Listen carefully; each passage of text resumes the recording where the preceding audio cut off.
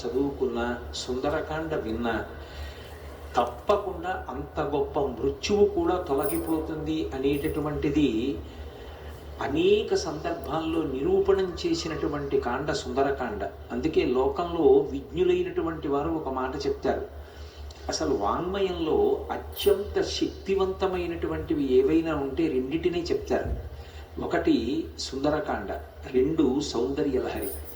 ఈ రెండిటి తర్వాతే ఏదైనా ఉంటుందేమో కానీ ఈ రెండిటి కన్నా కూడా ఇంకా శక్తివంతమైనటువంటిది, చదివినంత మాత్రం చేత విన్నంత మాత్రం చేత ఎనలేని ప్రయోజనాన్ని చేకూర్చగలిగినటువంటి శక్తి కలిగినటువంటిది వేరొకటి ఉంటుంది అని అభిజ్ఞులైనటువంటి వారు ప్రతిపాదన చెయ్యలేదు. అంత శక్తివంతమైనటువంటి వాంగ్మయంతో, అటువంటి శ్లోకాలతో, మంత్రపూరితమైనటువంటి బీజాక్షరములతో కూడుకున్నటువంటి కాండ సుందరకాండ.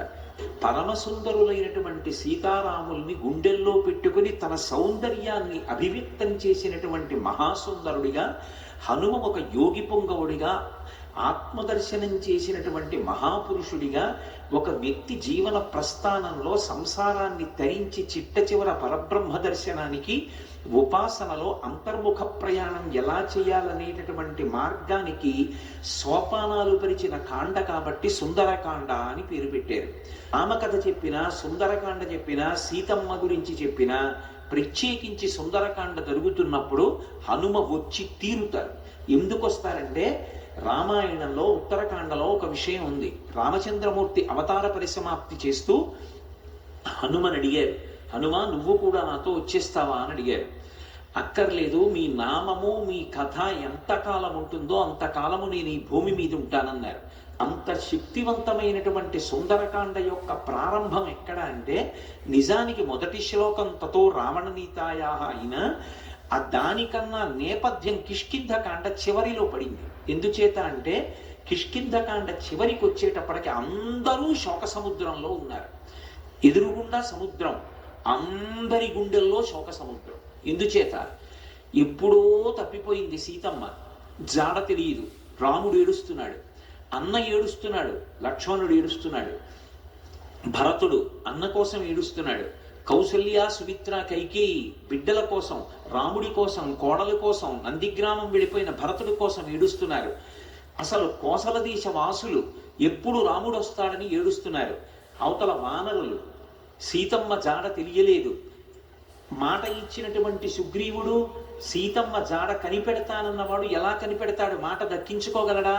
వానరులు ఏడుస్తున్నారు. సుగ్రీవుడు నా మాట నిలబడుతుందా? సీతమ్మ యొక్క జాడ కనిపెట్టి తేగలిగిన వాడు ఉన్నాడా? హనుమ కార్యం సాధించగలరన్న నమ్మకం ఉంది, కానీ అది జరిగే వరకు ఉద్విగ్నతతో ఉన్నాడు. అందరి హృదయాలు కూడా అత్యంత ఉద్విగ్నతతో కూడుకున్నటువంటి సందర్భంలో ఉన్నాయి. దక్షిణ దిక్కుకు వెళ్ళినటువంటి అంగదుడి నాయకత్వంలో వెళ్ళినటువంటి వానర సమూహంలో హనుమ సభ్యులు. కానీ ఆ వెళ్ళినటువంటి బృందం ఒక పెద్ద బిలంలో చిక్కుపడిపోయింది.